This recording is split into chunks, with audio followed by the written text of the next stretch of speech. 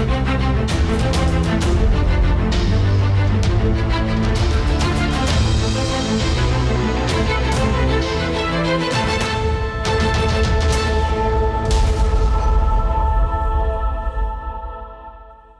most important piece of when we take on empathy as an application is that it's not about understanding our prospect or target or client or partners. We don't look at empathy as a way to kind of figure out what they're thinking. We look at it as a way to understand how they're feeling.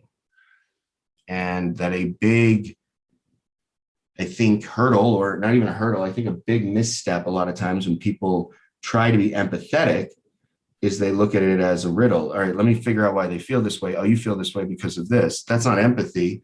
That's purely just analysis. Empathy is putting yourself in the other person's shoes, getting to a point of understanding why they are the way they are.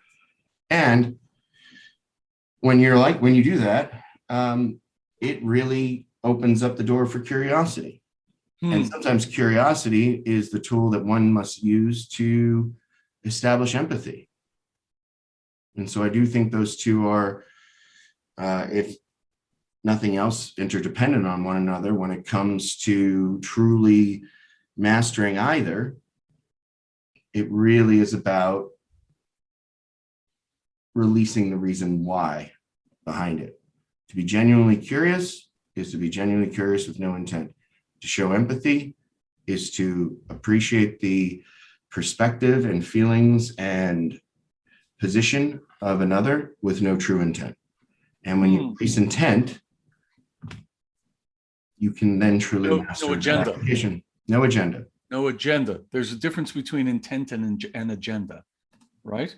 An agenda is I'm going to mirror this person's physical actions, their body language. I'm going to engage them in a conversation about their family. All because I have been told that will get me where I want to go. Empathy is a shared experience. And the danger is that we have to avoid beginning sentences with, I understand how you feel, right? Because if you and I don't know each other well, or we have not achieved a level of comfort, then for me to say I understand how you feel is a little, what's the word, Doug? Presumptuous? Yes. And here's the thing. We say it's a little presumptuous, but it's a whole bunch presumptuous. It's quite presumptuous. It's quite presumptuous, yes. It is. Why is it with presumptuous? Nobody ever says. That's a whole lot of presumptuous. That's right. It is abundantly presumptuous. It's kind of like being a little pregnant. No. There ain't no such thing. So empathy, to me, is as much about reverberation, right?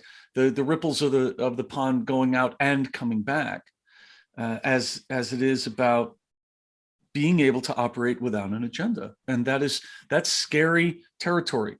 You know, it's interesting. Last night, one of my final thoughts before I kind of shut off for the night was that what you and I are doing is a bold action to pull the canvas out every Monday morning and start throwing paint on it together is bold. To make our desires, our feelings, and our quota, to put that way down the list of why we're doing what we do, that's bold as well. That's a huge risk. If I can be empathetic, that means that I'm as much interested in what's going on with you and where you're headed as I am in kind of my own stuff, whatever stuff that might be. I'll never forget, I was in an office with a leader in Chicago, and I said, man, we've all got our stuff. And he was like, yeah, you have no idea.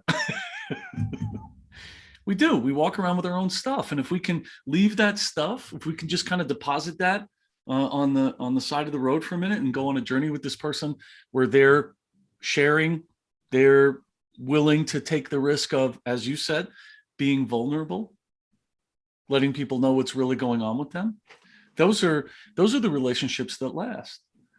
I mean, how many times have you been in a call, whether it's video or over the phone, and someone said, listen, I understand how hard you're working and I understand that you're interested, but I got to tell you, my blank just blank, whatever it might be.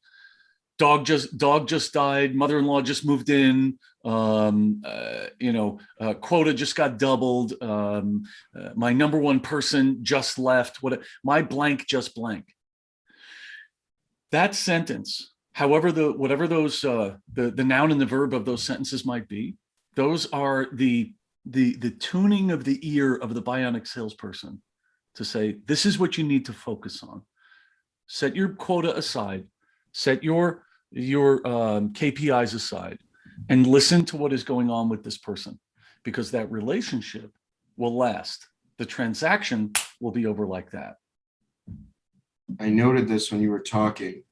I wrote save the solution, and I'll dig more into that. The interesting part is that both empathy and curiosity require true listening. With curiosity, you listen to learn. With empathy, you listen to understand or appreciate, we should say. So with curiosity, you listen to learn. With empathy, you listen to appreciate. And the difference there is that curiosity, a much bigger tool for moving the conversation forward, for learning, for evolving. Empathy is about not the journey, but those you take it with. It's about the ride. So where curiosity is about the destination, empathy is about the journey itself. Who's sitting next to me? Why are they on this journey with me? What can I do to be a better partner, teammate, whatever it might be? It's less about the evolution thereof and more about the present moment you're with. But it's a bold step. It is letting loose the lines of the boat, pushing away from the dock, and not knowing where the key to the motor is. Okay. It is, because where's the key?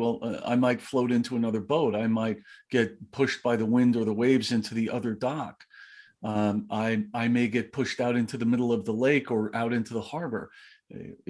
If I'm willing to step onto the boat, let loose the lines, and not know where the key to the motor is, that means that I'm ready, willing, and consciously able to step into a state of flow. Because an empathetic conversation, I have no foothold. I have no signposts to tell me which way I should go. And it's interesting you use the word appreciate.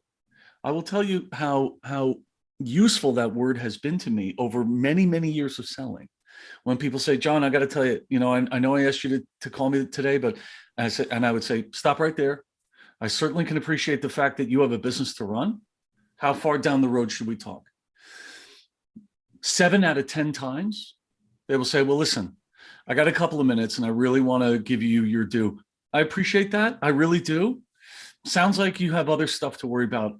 I'll be in business tomorrow. I'll be in business next week. When should we speak?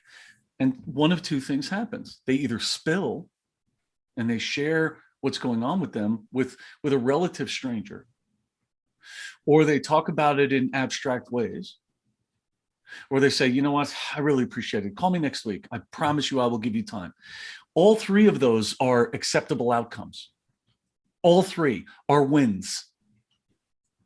Because when they start talking to me in abstract thought ways, I'm giving them a non-judgmental sounding board. I'm giving them a seat in a room where they don't have to articulate it perfectly. They don't have to let me in if they don't want to. And what happens is, and this is invariable. This does not change. What happens after they share with me in an abstract way what's going on, when they hang up the phone, they feel better. I think the other piece to empathy is that you have to put the prospect before the close. And that's incredibly hard for salespeople. I'm looking at this line, Doug. Empathy is about time or the lack thereof. I think that that sounds like an enigma wrapped in a riddle, and I like that. I like it because of that. I like the fact that it gives us pause, because that's really what empathy does. Is it gives us pause. Because you and I wrestled with, do we say pause the agenda, get rid of the agenda, be absent of agenda? The absent of agenda makes the mind pause, because it's just the structure of the sentence kind of gives you kind of a half a breath, as does empathy is about time or the lack thereof. I'm very happy with that. I'm very happy that you asked me. I would have totally gone to discipline if you had not asked me about this. And I'm probably generating more stuff being so introspective and raw right now about empathy than I ever would on a day where I wasn't thinking I needed it. Well, that's the beauty of collaboration.